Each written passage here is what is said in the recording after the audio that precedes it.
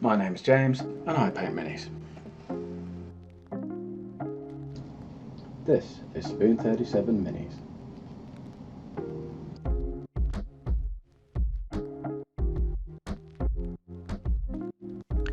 So this is how we left the Goliath Gang after painting the trousers grey and toning down the highlights. They ended up looking like this.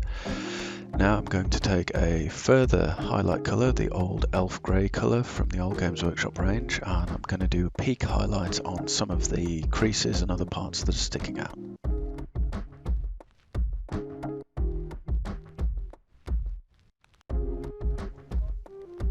I'm just getting the paint ready here. This is an old GW colour, so you can't buy it anymore, but it is an off-white, so it's very similar to Vallejo Silver Grey, or in fact Elven Grey from the Coat d'Arms range, which actually should, in theory, be the same colour because they were the manufacturers of this paint at the time in the 90s when I got this one.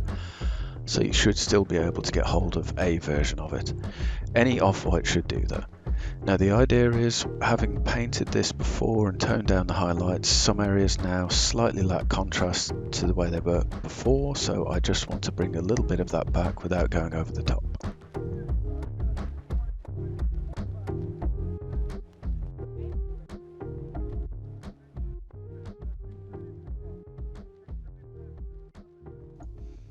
Now you will notice I am using quite a fine brush to do this. I actually had a bit of a brush upgrade since the last video, so this is a Winsor & Newton Series 7 00 size.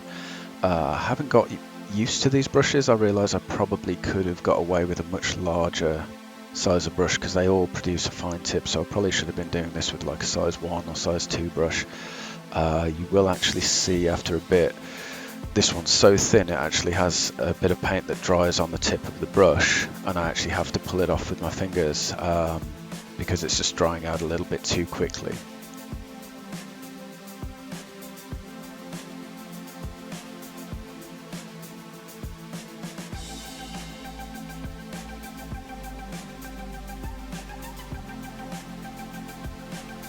Now the principle here is fairly simple, straightforward. We're just finding the absolute peaks where it should be absolutely at its lightest, and we're just painting it anywhere that would be very light or very worn, like the very edge of the crease, anywhere that would be worn or simply well lit. It's just getting a slight treatment, a very fine line of this off-white colour.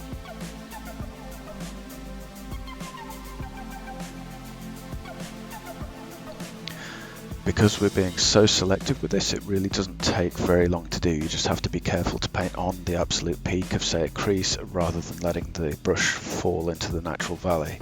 Otherwise you've kind of undone a lot of work we did earlier.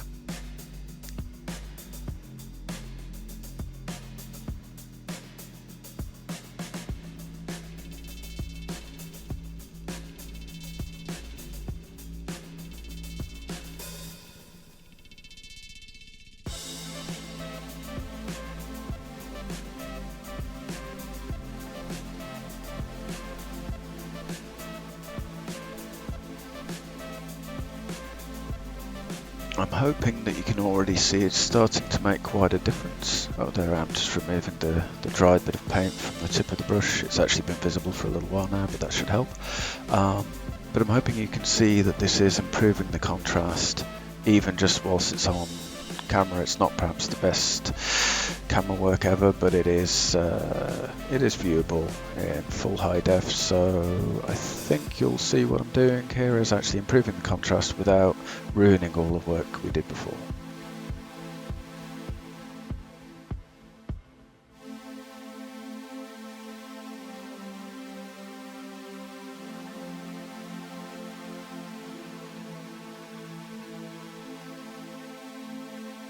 Okay, so we're getting towards the end of this. I'm just reinforcing the absolute peak highlights on the crumpled up bit of the trousers between the bootstraps. So as you know from the earlier videos, this is generally the bit that I do last. I will show you the same steps on the Goliath Gang boss in case you missed anything, or in case there's perhaps something on that model that isn't present on this one that makes it a bit more obvious as to what the plan is.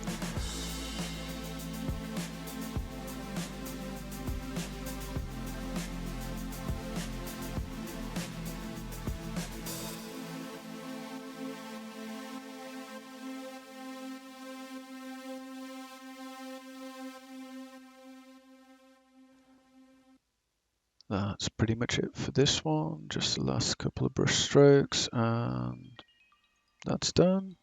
Moving on to the Goliath Gang boss, as said in the previous video, he has a much more open pose, so it's much easier to get to things like the front of the legs or all around the upper leg from all angles, because of course his arms are up and out of the way and there's only that one armor plate on the side to really worry about. So it's quite easy to get in and paint all of the creases, but as we're being so selective, you only actually have to paint a few of them to give the impression of a peak highlight. One thing you will have noticed throughout the videos is I'm largely ignoring the raised line on the pants. This is because it's going to be painted a different colour. My idea was to go with a slightly alternative colour scheme, and rather than painting it red with the trousers black, I'm going to do the trousers grey. I'm going to have the armour panels and the piping on the trousers will be painted orange later.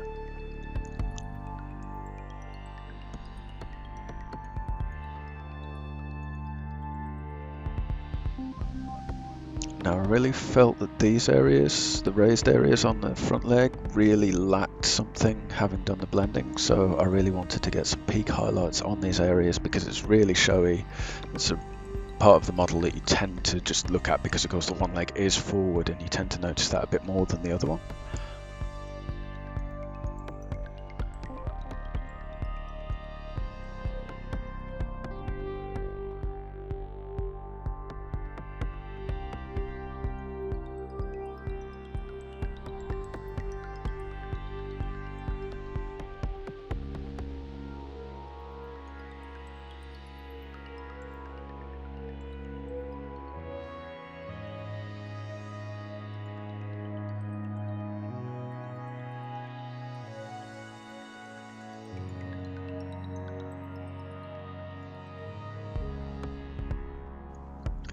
Just as before, we're just trying to paint anywhere that would naturally be lit up, or in the case of creases, heavily worn, because you'll find the peak of the crease, particularly if it's a crease that's made over and over, would generally wear out first. So I'm trying to paint those areas lighter, even if they are, for example, under the leg, like these ones, where it would naturally be somewhat in shadow. It's still going to appear more worn than the surrounding area. Now, unfortunately, there isn't that much room on these to kind of try and paint like a row of lines as if to make it look like individual fibers. So I'm just going with just a lighter color rather than like a striated pattern or anything like that. I might have tried that if this was some sort of, I don't know, competition entry or something like that, but it's a bit much for just a tabletop mini, so I'm painting to enjoy it rather than to drive me nuts, so.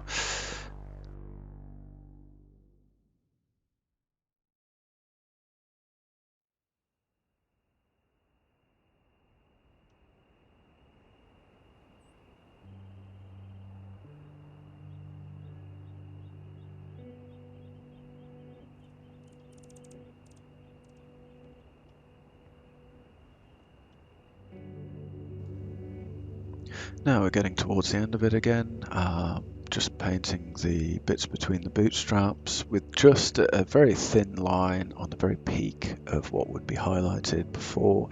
It was quite obvious when it was just the ash grey stage because there were just, again, a series of very fine lines. I've got to be careful to leave all of that intact so you can actually still see all of the work that went before without ruining it. That's one of the reasons why I'm using a very fine tip brush.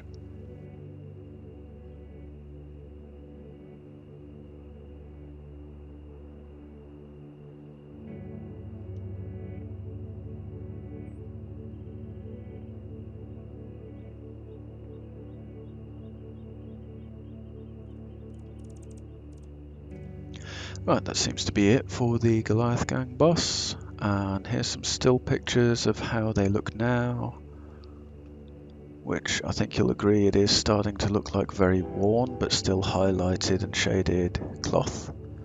So I think that will probably do, unless we want to go back in and add kind of weathering later on. I'll see when I've done more of the model about that.